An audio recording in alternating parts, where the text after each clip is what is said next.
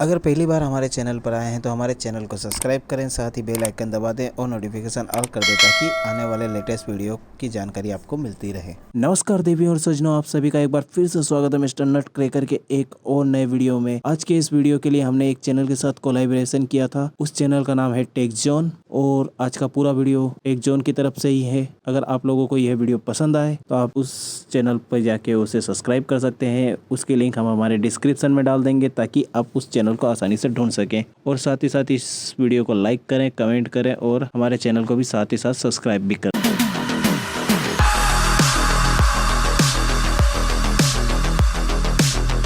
Hello guys, आज की video में हम कंपैरिजन करने वाले हैं आईफोन 12 वर्सेस आईफोन 13। क्या क्या बड़े बड़े अपडेट्स है वो हम आज देख लेंगे। तो चलिए कंपैरिजन स्टार्ट करते हैं। सबसे पहले कंपैरिजन डिस्प्ले के साथ करते हैं। और एक आईफोन 12 में हमें देखने में मिलता था 6.1 इंच का एक तो ओलेड डिस्प्ले, इसको Apple super retina XDR display बोलते थे। वो एक 60 हर्ट्ज का रिफ्रेश रेट पैनल था और आईफोन 13 में भी basically same refresh rate panel होगा।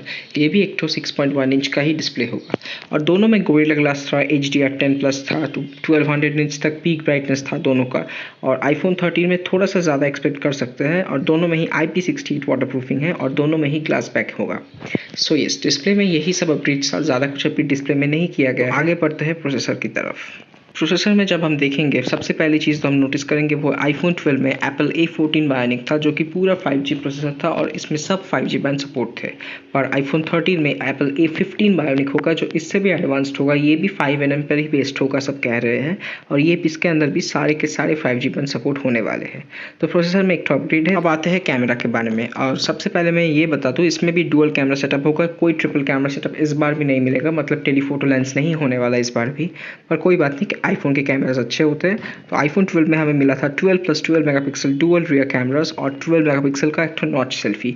और दिस टाइम ये भी बता दूं कि नॉच थोड़ी छोटी हुई है और ज़्यादा छोटी नहीं हुई। मैं इमेज आपको स्क्रीन पे दिखा रहा हूँ, कोई बात नहीं। पर कैमरा में शायद इस बार 13 मेगापिक्सल का कैमरा एक्सपेक्ट कर सकता है, पर फिर भी कैमरा के बारे में कोई लीक नहीं है तो मैं कंफर्म कुछ नहीं बता सकता।